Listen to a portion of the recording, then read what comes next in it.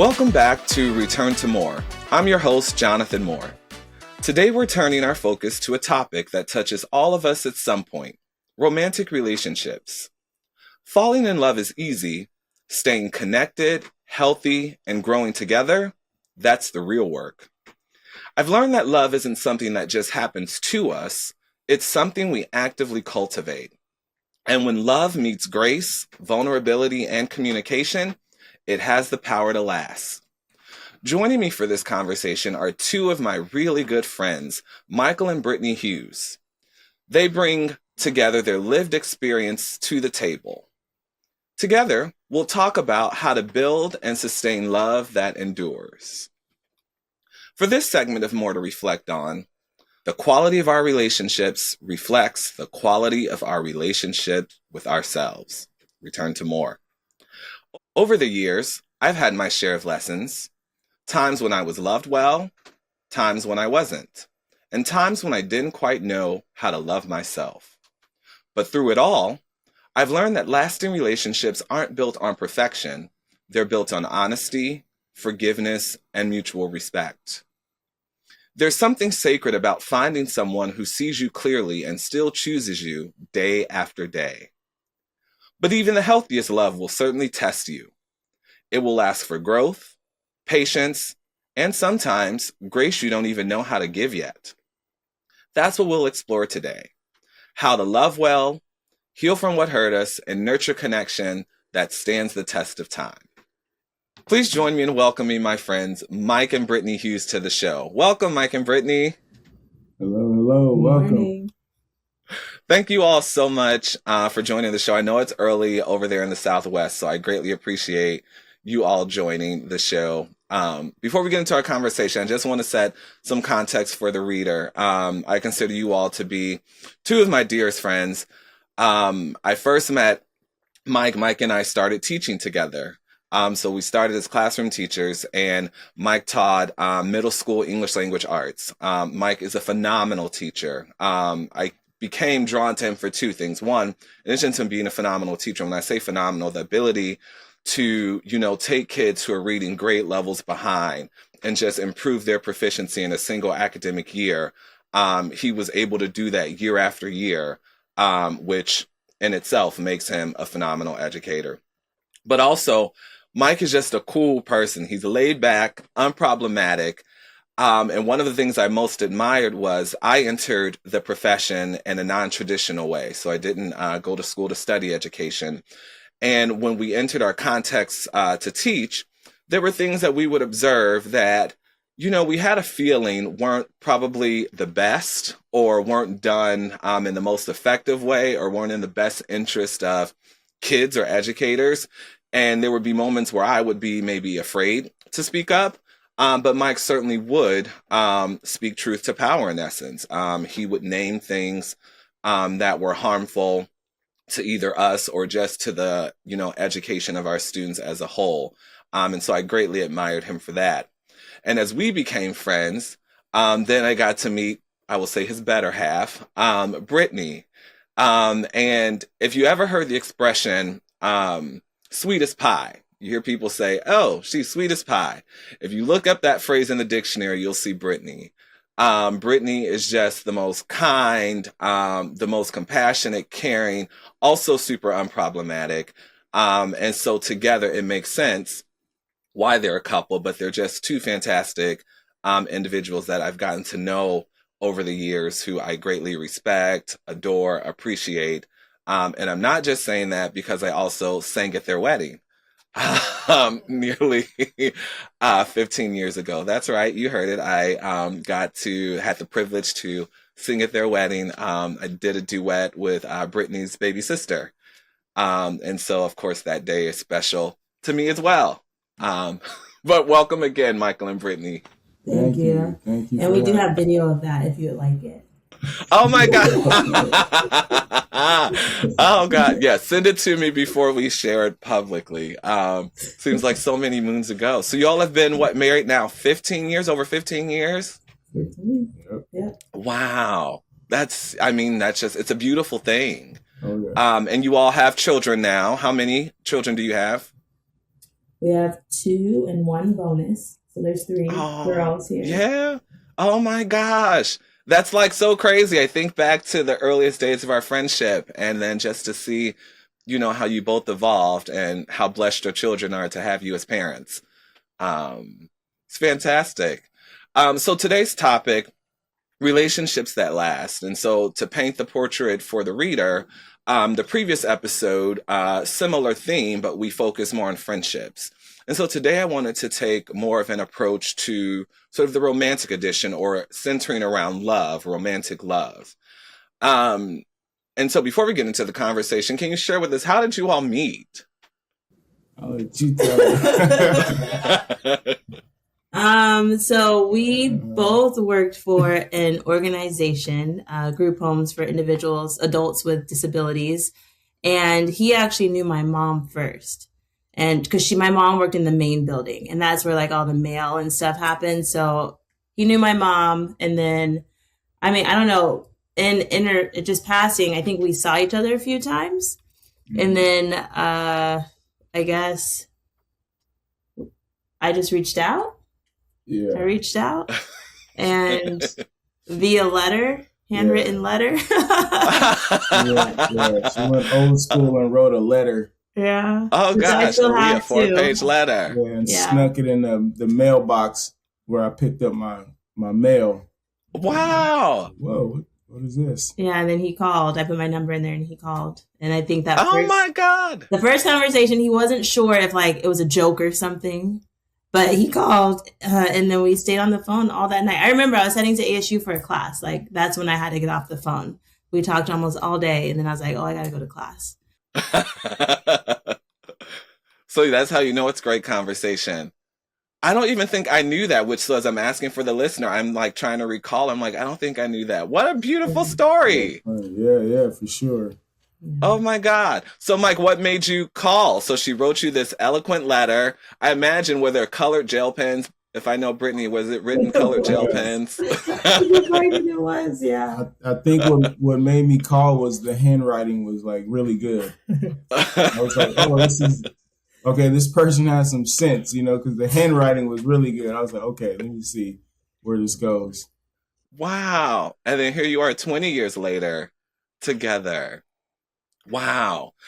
Okay, so let's get into the heart of the conversation. I mean, beautiful. I'm like, yeah, just your energy always brings me like, I just love being around you too. And even though we're at a distance, and it's been a while, but I just love being around you too. So write the letter.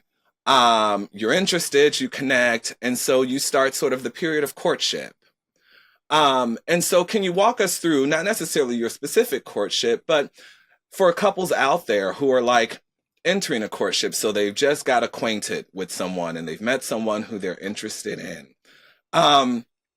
What goes through your mind during that phase of the relationship as you're getting to know one another? I think we had like a lot of phone conversations first before we even met in person, like on a date. Mm-hmm. I think we just knew that we gelled together first and wanted more. And then that's when we decided to go meet in person. And I remember that was super nerve-wracking too. Right. Why were you nervous? What was nerve-wracking about it? First, like I never really went on many dates. So he was like probably one of my first few. And liking him so much over the phone, you're like, oh, I hope this really, really goes well. And I hope he likes me in person too. So yeah. You just never know. No, please go ahead, Mike. I'm sorry. No, I was just going to say, you just never know when you finally meet the person, if it's the same energy you got when you were on the phone. Absolutely. And as I'm listening to you just share that, I think about how many times we hear couples, that have either felt that they've rushed in, or even when they're in this part of this engagement where they're just talking to connect, where there's a pressure that they have to move quickly. And it sounds like you all really took your time to really get comfortable with each other. And there's something to be said for that around boundaries and parameters, right? I think life can have us convinced that, we have these instant connections where, we must talk once and then we must see each other. But it sounds like you all really took your time to get to know each other as people? I'd say the phone courtship was probably about 2 months, maybe almost.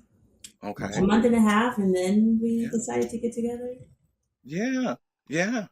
I mean, yeah. And that's even with Mike obviously knowing your mom or working with your mom. So having even a certain level of familiarity, still taking your time to become comfortable. Mm-hmm. Yeah. Well, So when then, she wrote the letter, I had no idea it was her. I had no idea it was who it was, because she said, what did you say? It was like, if you want to know who I am, you have to call me. And like, she didn't reveal her identity. Oh, I did it. I didn't sign my name in case he said no or didn't call. oh, So Yeah. I think. wow. So I was like, okay, that's kind of cute too. So Yeah. let me go ahead and give her a call. But I didn't know who it was until we got on the phone. I was like, oh, you're so and so's daughter. So okay. Wow.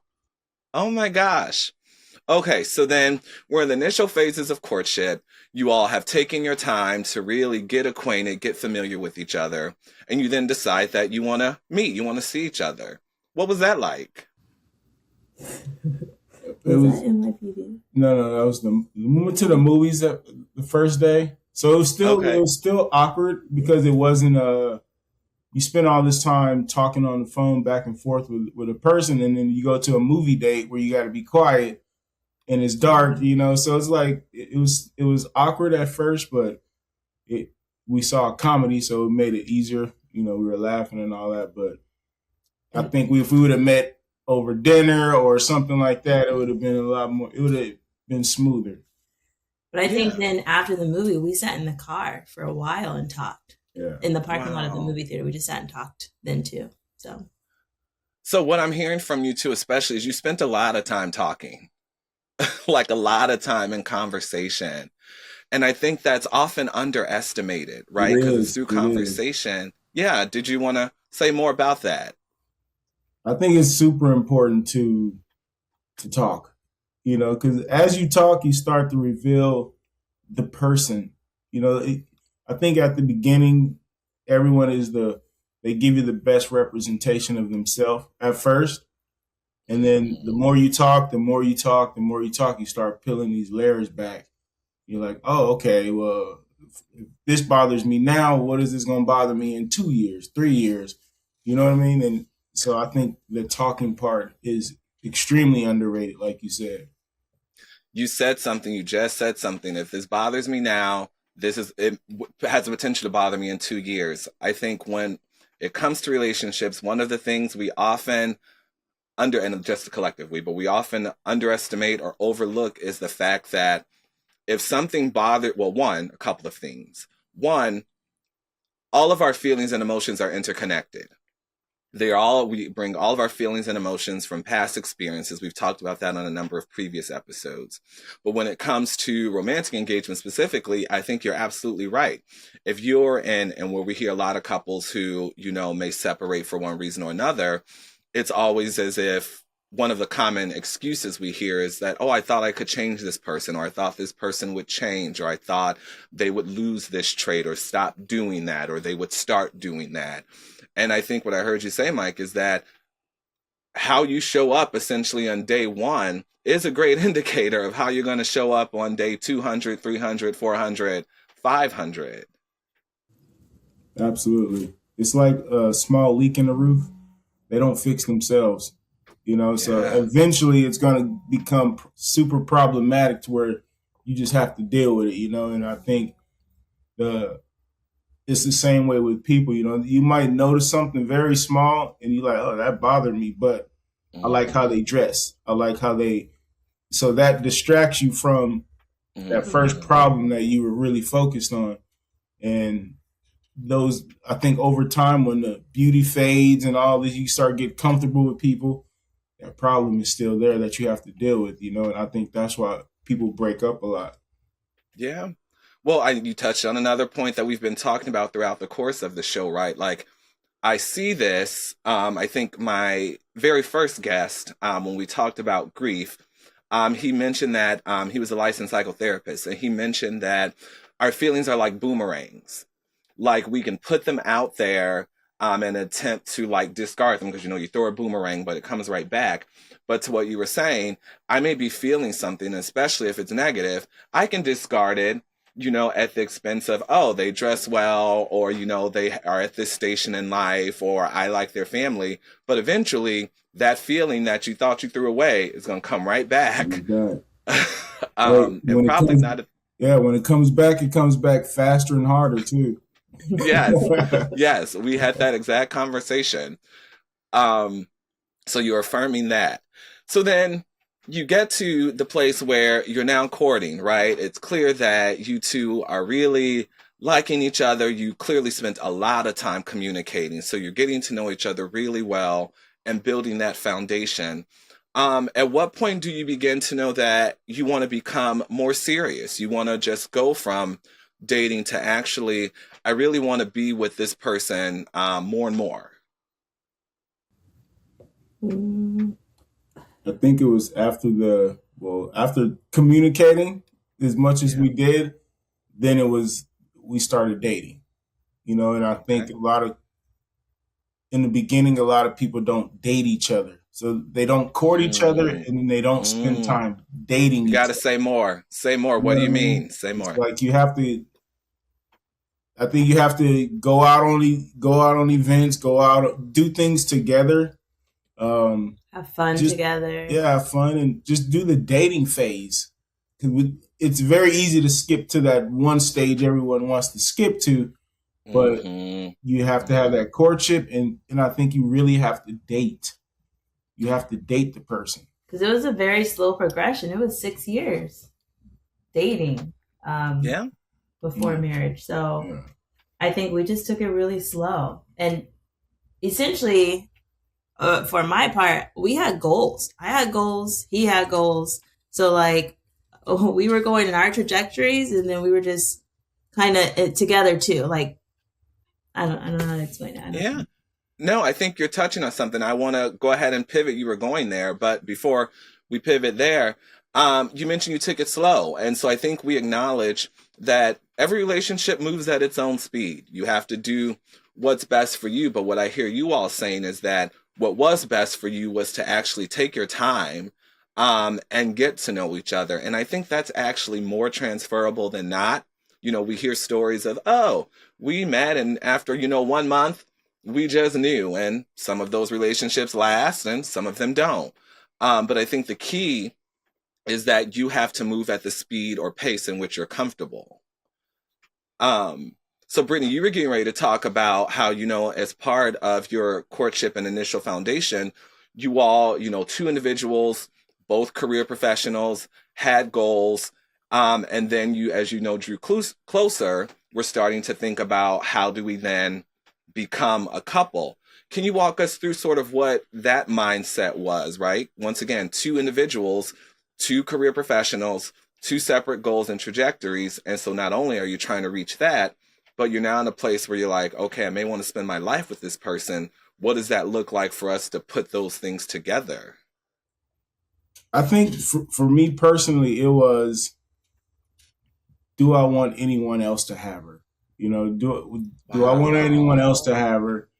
And I was like, no. So I wrote it on a little note, like, okay, now do you want to be my girlfriend? This is months. I was like, well, now do you want to be my girlfriend? She's like, and it was check yes, check no. She's like, and check maybe. She checked yes, and it was like, okay, Wow. Like, I think that, wow. To hear you exclaim that, I don't want anyone else to have her. And so that was enough for me. Brittany, how did that make you feel? Or even as you're hearing that now, obviously. Also, this is your first time hearing it, exclusive. Like that, yeah. Return to more. I knew I could count on Mike. But what does that bring up for you hearing that? Your husband of 15 plus years, what does that bring up for you? It is who he is. That's why I love him. But I remember the note and him asking me, but to me, it was there was no one else. So absolutely. He checked all my boxes. So it wasn't a hard decision. when he did ask that. So I think, like I said, we both were on the same page for such a long time that it just was a natural progression. Which is a beautiful thing. And I think, once again, going back to the idea of communication, and I just keep reiterating that for the listener, the idea that we're spending time engaged in conversation, getting to know one another. And through that, you probably are making determinations around alignment. Does this person's values align to my values? Does this person, while we may be separate, do their visions or how they approach reaching their goals align with sort of my hustle, if you will, is the term we use? Like, does it align there? And so because you spend so much... It does take time. It does take time. I think that just people just do not take that serious. You know, it absolutely takes time. If you want to be married and you want to be in a long lasting relationship, everyone's goals are different. Some people don't want to be married, and some people just want to be, you know, here and there. But if you want to be married or in a very long relationship, it's going to take time. I think also for us, we had to quiet a lot of the outside noise. We had some family that I know was pushing on our relationship further faster than we were ready. So we had that's not for us right now. Like, when are you going to have kids? When are you guys getting married? When this, when that? Well, we have our plan, and that's the plan we're going to follow. So not letting that outside noise persuade how you guys move forward too. Yeah. Let's put a pin there. You got to say, I know you just explained that well, but I want to put a pin there because I think you touch on something too. So, right, we often hear relationships, especially romantic relationships, and many other types, friendships also, are pressurized. And sometimes that pressure comes from external factors, and family is the most common one, whether it's the pressure to do a certain thing or reach a certain stage. And so you just mentioned quieting the noise. What were some of the strategies or techniques that you all employed as a couple at this point to quiet the noise? I think we just had to make sure we were on the same page first before we started, you know, letting everyone else in. Because I think they just wanted us to move faster, I guess. You know, like, hurry up and have children, or hurry up and get married, and do this, do that. And it just didn't align with what we saw for ourselves. And it wasn't bad. I think they were just excited. They were excited for our relationship too. But that's something else. We had goals, and we weren't ready to make those steps yet. Yeah. I don't want to underestimate how powerful what you just shared was, like quieting the outside noise. And also, to be fair, as you all are articulating, the outside noise wasn't necessarily negative. Right. It was rooted in excitement for the two of you to, you know, unite, do certain things, achieve certain things together. So it wasn't a negative pressure, but nevertheless, wanting you to move faster than you all were ready. Yeah, I think one of the things that we had on our side was our youth. We were young when we met each other, so we were like, we're not rushing anything. There's no need to rush anything. So that was the one thing that we did have on our side. So then what would you say to, because, you know, people meet at many different stages in life, and while you all were blessed to find each other when you did, you know, for some people, love comes in their 40s, comes in their late 30s, new love comes in their 40s or, you know, 50s. What would you say to couples who are older and are starting on your same journey, but much later in life? What insight would you share? Would anything be different based on what you have shared over this conversation? I mean, I think it's similar to what was said. You have to like them as a person as they are right then, and not who they were or who they could be, because that's who you're going to get, that person right now. Yeah. It'll be hard. I think I'll have a lot better advice when I'm older to be able to give older advice, but as a fairly young guy, I think it's you still have to put in the time, right? I think you still have to put in the time, you know, and talk to people. And I think if somebody who were older, maybe time is not essential to you, I guess. go on dates. Go on dates, maybe travel with the person, because I think you can learn a lot by traveling with somebody. Yes. And just tap into things that work for everyone. Just thoughtful gestures, just simple things, I guess. But the main thing is just don't rush it. Don't rush it. And then I think you'll be okay. Yeah, I think you've laid out some really concrete steps. I think part of the challenge is people find love later in life or when they're older, whether it's a new love or their first love, there is this, we talked about factors that pressurize relationships. There is this pressure that, if I am a certain age and children are in my, on my vision board, I have to reach a certain point by X. Or, if I'm a man and, I've been a bachelor for so long, there's certain things I need to check off. And so, that creates pressure. But from what I heard you say, there's some concrete things you can do, even if you might be feeling an internal pressure, because we talked about external. But if you're feeling an internal pressure, and it sounds like many of those things are the same. I heard you say communicate, spend time communicating, but also being in proximity. So maybe you would prioritize, being together in spaces a little bit more frequently, a little earlier, to get to know people, whether that's traveling, whether that's just being in proximity, talking or dining out, or just trying new things in proximity. Yeah, that's a word. Yeah. That's a word. It all comes down to, I keep reiterating this, but based on what you all have shared, it all comes down to communication and spending time. I think you need to know who you're dealing with. And that the best way to do that is to experience a person by, like I said, talk to them, go places with them, and just pay attention. Don't get blindsided by all the other stuff. Yeah, you have to pay attention. Things they say, and like, I don't know, things they react to. It could be something on TV or something on the news that they react to a certain way, and it's like, does it align with who you are? And I don't know if we said this yet, but don't drag things out. If you're not feeling right in the early stages, just because they look good, you have to know when they'll say, okay, this isn't for us. This isn't for me. You go your way, I go my way. But I think you have to do it early instead of dragging it on. Because if you drag it on, then you think like, oh, I have this investment in it. Now I have to ride it out. And you know what I mean? Yeah, no, I know exactly what you mean. It's funny you mentioned that there's a book, it's called, I think it's Thinking in Big Bets, it's by Annie Duke. And I believe she's part academic, but part practitioner. And I don't want to miscontextualize, but essentially she's thinking in big bets. So she talks about, I think part of the book talks about gambling, right? How you gamble and then you may put money in, you may win, and then you're like, okay, I can keep going.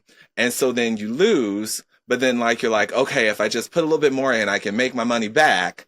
And then before you know it, you've in essence lost, everything you've put in. Now, I'm not sure that's the exact thesis of her book, so those in the comments, don't judge me, but it's along those lines. And to what Mike was saying about investment, right? The more time you invest, the more not only attached you become, but the more difficult it can be to really set boundaries for yourself around what's most healthy for you in this relationship or not. Oh yeah, That's a word. Yeah, you start to feel like, oh, I put this much time in this situation, so I got to get this out of it, and that may not be the case. Yeah. Can I just say too? Please. I'm sorry, because as he was talking earlier, it just made me think of something that what just really draws me to him is that he has so many qualities that I feel like I don't have. And so essentially I feel like I learn from him and I make myself a better person by being with him. So that's one of the other reasons I carried his on. Because he said, what were you saying? He said, pay attention, I think. Because he is so good at that. Yes, and, yes, he is. I feel like he gives me the reminders and he helps me do better in that sense. Yeah. So that's another thing. I mean, that wasn't where I was going to go next, but you also touch on another point. Imagine being with someone that you not only love, but that you can learn from. So then question then, so right, if you're with someone that you can learn from, it implies that, you know, you all have different strengths or different areas of interest, or different strengths. How do you navigate that? You started to get into that a bit, Brittany, but how do you negotiate that in a way that ego doesn't take over, right? Because in order to be in a posture of learning, you both are educators now, in order to be in a posture of learning, right, it implies a level of humility. Like, there are certain things I don't know, but yet I'm open to learning. Can you say more about that? I mean, I think we just got so comfortable with each other that it's unspoken almost. Like, I don't know, we never really even sat down and set those roles or anything. Yeah. Like, he just takes on what he's good at, and I take on what I'm good at, and then that's how we flow. Like you said, there's no ego in it. I just know I'm better at doing this, so I can do this. I will do this, and then he's better at doing that, so he'll do it. I think what you said, man, you both have to be open to be educated. And if you have two people who are stern as bulls, it's not going to work. You know, you have to go into it open to be educated, open to learn, open to listen. And I think a lot of older people, maybe they're stuck in their ways. Maybe they're hardened. Maybe their past experiences toughen their heart a bit. And they just like, yo, it has to go this way. It has to go that way. And then they don't give a person a chance who might be for them. Yeah. I think you do have to be open to be educated.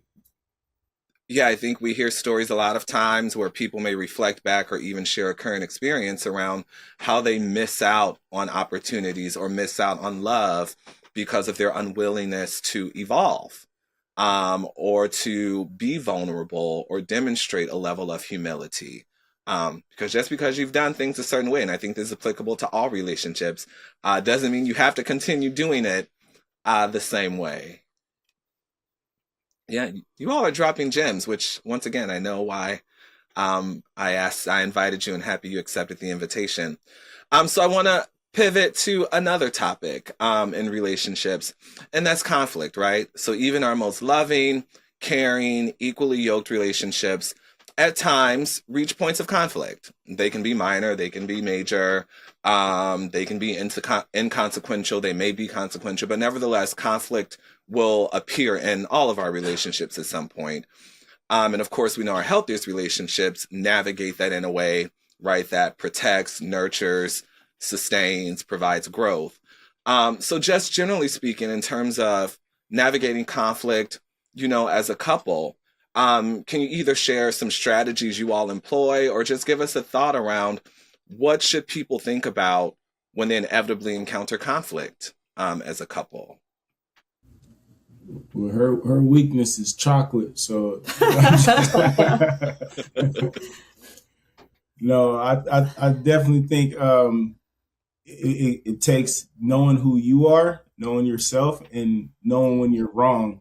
You know, and I think if give yourself some time to think and reflect on any situation, anything that was conflict. Just being able to say, okay, I was wrong, or maybe I could have handled that a different way, and then, you know, make it right with the other person. So I think that helps. I think too, in conflict, keeping it separate, like whatever the conflict is, you're in that one, and don't bring up other conflicts from the past or things like that too, because that's, I don't know, not how you can move forward if you keep bringing up that past conflict, handling each situation individually. And when you're in the conflict, I know also like having that end goal, like we know we were married for a reason, and no conflict ever ended in like, I'm going to divorce you, or I'm going to do this or anything like that. No, we're married now. We're going nowhere. So we're going to work this out. Whether we can work it out right now, or this might take a little while for us to work this out, but we got to work this out. So, yeah. Oh, and I think you just touched on something there, whether we are going to work it out now or whether it's going to take time. Touched on a few things. So want to spend a bit more time here. So Mike said, you got to know yourself. And that's a lot of what this podcast has been about. And the episodes even leading up to this one is about how do we become more in tune with who we are as people? How do we navigate our feelings and emotions? Because they absolutely show up in ways in which we engage with others. So Mike mentioned that. And then you, Brittany, saying the idea that some conflicts may be able to be resolved in the moment. Some may take time. And so I think that's a point when we get to relationships where if there is a conflict, and we think about the need to repair and, of course, the grace and vulnerability and love that's required to do that in a healthy way, that sometimes it takes time to resolve. But then how do you then stay in the space of, because you also mentioned, focusing on the conflict that's at hand. You don't go back into the Rolodex, pulling out things from, 5-10 years ago, especially if you all have reconciled those. But then for conflicts that may take a bit of time, whether just due to space or just needing time to reflect or needing time to actually engage in logistics to resolve the conflict, how do you then maintain the relationship through a conflict that may exist for a sustained period? Yeah, I would And say even if you haven't it's mostly frustrations. I wouldn't say even much conflict, but yeah.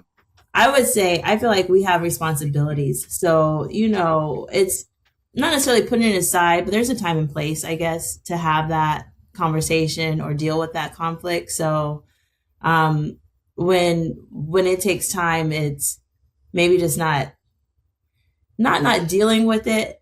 But sometimes I think a person needs to deal with it internally first. For me, I have to get my words together. I have to think about what I want to say. Because then if you don't, then you might be saying the wrong thing or whatnot. For me, writing the letter in the beginning, writing for me, like I'll write it out just to make sure I get all the points that I want to say out. Yeah. So taking that kind of time. Yes. Yeah. And then when we're ready, and we have the time to sit down, just talking it out and going over that. Again, it's a conversation. It's like, where are you coming from? Where am I coming from? So how do we move forward with this? Yeah. Yeah. And I think rooted in that, right, I want to reiterate for the audience, you all are giving some concrete strategies, but rooted in that, I'm hearing, one, there's an awareness of self, right? Like in both of you are saying, I'm aware of who I am and how I process and what I need. There's compassion for the other person. So, right, the fact that, Brittany, you mentioned you need sometimes to take time to write things out and process to make sure you're communicating clearly. That demonstrates compassion for the other person and wanting to articulate in a way that's respectful, but also accurate, maybe. And then what I'm hearing is that it's rooted in wanting the relationship to sustain. So as you enter the conversation, the sole goal is, how do we move past this instance? Because we got a long road ahead of us. And I think those are valuable tips that I think in any relationship transfer to any relationship. I think if you put the time in the beginning, by the time conflict starts to happen, you're already in it. So then it's like the person. If you really put that time in the beginning, by the time conflict starts to arise, the person. So you know how to approach them. You know what works for them. You know how to make them upset if you want to. You know everything by the time conflict comes. If conflict is in the beginning, then it's a no-go out from the beginning. But by the time the relationship, if you give it time and then by the time conflict comes, you're like, oh, I know this person. Let me give her some space. Let me do this. Let me go on a walk. Let's take her out to eat to where she has to deal with me in a car. Let's do something. But and I think it's all rooted in time and do you know the person? Yeah. Back to what you also. If you don't know the person really, then you guys are gonna fight a lot, and it's gonna be. I think it's gonna be explosive to where you can't come back from it. You can't reel yourself in if you don't have that foundation in time, I guess. Yeah. I mean, you're dropping, once again, more gems. I was talking to another psychotherapist, and he mentioned that when you're entering courtship, so even to what you all were saying and have laid out, your lengthy courtship and how that was helpful to you. But he was saying when you're in the initial stages of courtship, that is actually a conversation to have. Like, obviously observation, right? You talked about that, Mike, like you need to be aware and you need to pay attention, but actually being direct in those stages of courtship, saying like, how do we, when we meet points of conflict, how do you prefer to process? Do you need time to reflect or maybe to write, or do you like to dive right into conversation? Or, you know, like what are those parameters around how we approach those conversations? Because you're absolutely right. By the time you have it or it rears its head, you're in the throes of emotion. And depending on what the conflict was, you know, the more heightened your sense of emotion can be, the higher the stakes for the relationship. And you may say or do things you can't repair. So I think that's, you sort of outlined one way observation early on, but I would also offer too to the reader, like in the initial stages of courtship, having that conversation, like, how do you respond to conflict? And as Mike, I think, would say, and I know him well enough, like people can say one thing, but then you also then got to observe. You gotta watch them. You got to watch them. Yeah. And I think, yeah, those two together will help paint a picture. It's just setting that foundation. Like you said, yeah. with asking those type of questions, it's setting a foundation. Yeah. So then the next topic, I know we're getting close to time. So you've walked us through you've walked us through the fundamentals of healthy relationships from your perspective and what was helpful to you that I think are transferable not only to romantic relationships, but all types of relationships. You've walked us through communication and spending time and being aware of self, I think, fundamentally. We've then reached out to sort of how do you combine your two people living, you know, separately, and how do you begin to think about coming together as one and aligning visions and goals? We've then talked about conflict. Now I want to talk about the evolution, right? Because as we get older, right, we evolve as people. As relationships get older, you evolve. You now, you know, have 3 beautiful children that you didn't have. You're at different stages in your career. So how do you navigate just the natural evolution of life while staying grounded and connected with each other? Good question. I think we have our goals now, but we also plan for the future too. You know, we also look ahead and say, like, where do we want to be? We're here now. Where do we want to be? How do we get there together? And I think that's extremely important in like the evolution part of the relationship is to have a destination and just to have things in mind that you want to accomplish together. You know, because I think the older you get, the more together you become. You know, you may start off as individuals, but as you get older and older and older, you start to morph into one at a certain point. Like even early on with you, his friends became my friends became his friends. I think what was important for us is to have our individual selves. Like, we know what each of us like to do, and we make sure we do that, but then we know what we like to do together. And so we do that too. But in merging our lives, it's just become one. And told you they were unproblematic, and as you can tell, they're beautiful. Love, light, represent all the good things, which is why they're one of my favorite couples. So as we enter the last few minutes of our time together, once again, I'm so thankful for you all to just come and share this knowledge with the audience. If you had 3 key takeaways for couples who want to sustain healthy romantic relationships, whether marriages, engagements, courtships, what would those top 3 things be? Top 3 takeaways. The first thing, you have to know yourself. You absolutely have to know yourself, be comfortable with yourself, like the person you see in the mirror.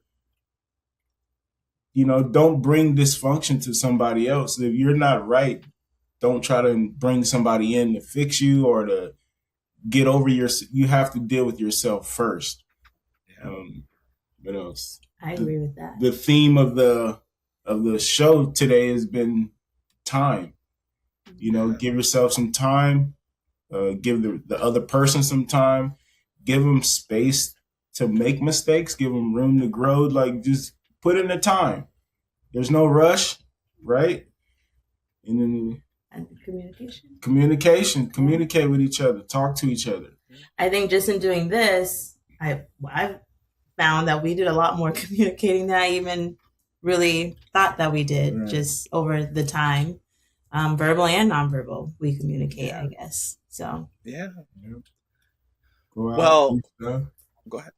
So I was saying, go out, do things with each other, Because we still date. We take our dates every week without the kids. We have our time. So we've continued how we started. It still happens now. Yeah. I think that perfectly sums it up. Continue how you start. And if you start with a strong foundation, then you have all the tools that you need to be able to continue to sustain a loving, healthy relationship. Foundation. Well, ladies and gentlemen, join me in thanking Michael and Brittany. You can clearly see why they're one of my favorite couples, but also just two fantastic individuals. So thankful that they joined me on this show. If this episode has helped you or blessed you, you can find it at YouTube. Find it on YouTube at Return to More, or Apple Podcasts, also at Return to More. All I ask is that you like, subscribe, share it, show some love in the comments. But once again, help me thank Michael and Brittany for joining us on this episode of Return to More. And until next time, and as you return to more, continue to get to know yourself. And I'll see you next time.